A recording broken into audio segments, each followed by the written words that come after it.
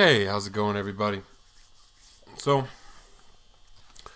we're going to get into the second part of this chapter here of on guerrilla warfare by Mao Zedong.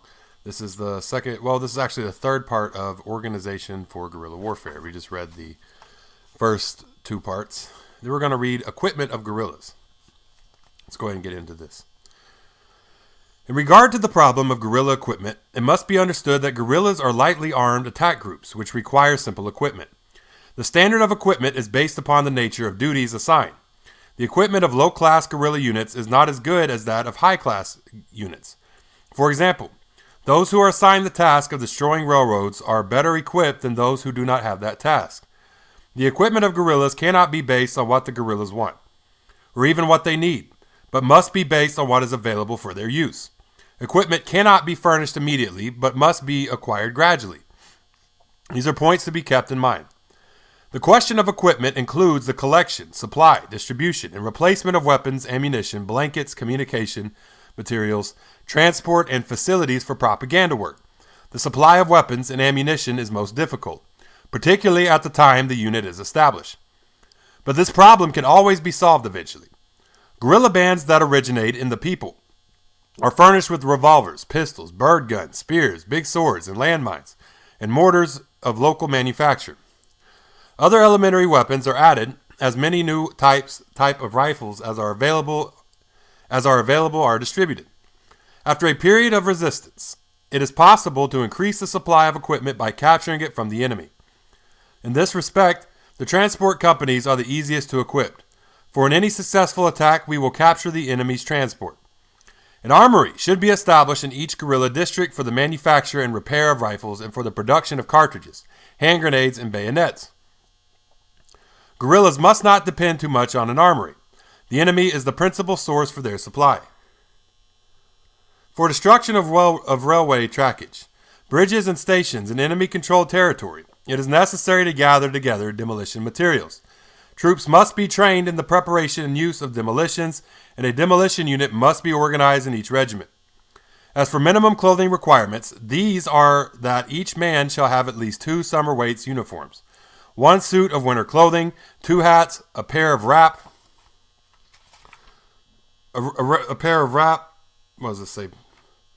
puttees, and a blanket. Each man must have a haversack, or a bag for food. In the north, each man must have an overcoat. In acquiring this clothing, we cannot depend on captures made from the enemy, for it is forbidden for captors to take clothing from their prisoners.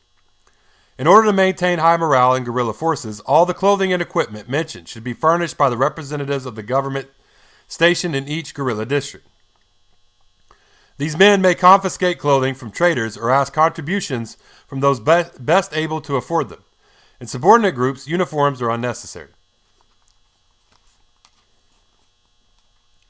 Telephone and radio equipment is not necessary in lower groups, but all units from regiment up are equipped with both. This material can be obtained by contributions from the regular forces and by capture from the enemy.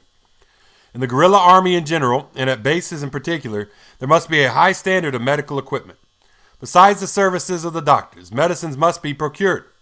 Although guerrillas can depend on the enemy for some portion of their medical supplies, they must in general depend on contributions. If Western medicines are not available, local medicines must be made to suffice. The problem of transport is more vital in North China than in the South, for in the South, all that are necessary are mules and horses. Small guerrilla units need no animals, but regiments and brigades will find them necessary. Commanders and staffs of units from companies up should be furnished a riding animal each. At times, 2 officers will have to share a horse. Officers whose duties are of minor nature do not have to be mounted.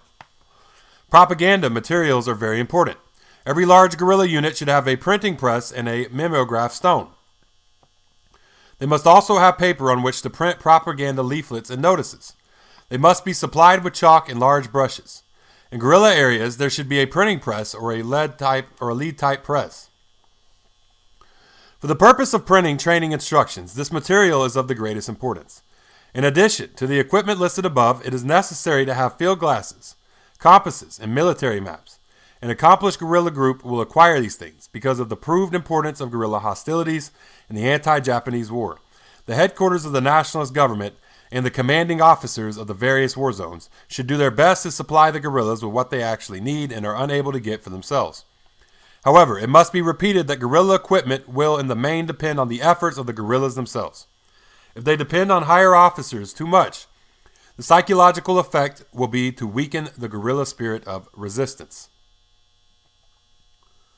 Okay, so yeah, there's that. That is on guerrilla warfare by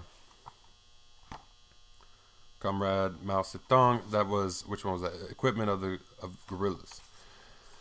So next we're going to go. We're going to read elements of the guerrilla army, and this, yeah. So that will be the rest of chapter 5, and then we'll start on chapter 6. Well, thank you all for tuning in. Facebook, Twitter, YouTube, TikTok, Tumblr, Medium. All of these are Marxist side. Hit me up there. You have a great day.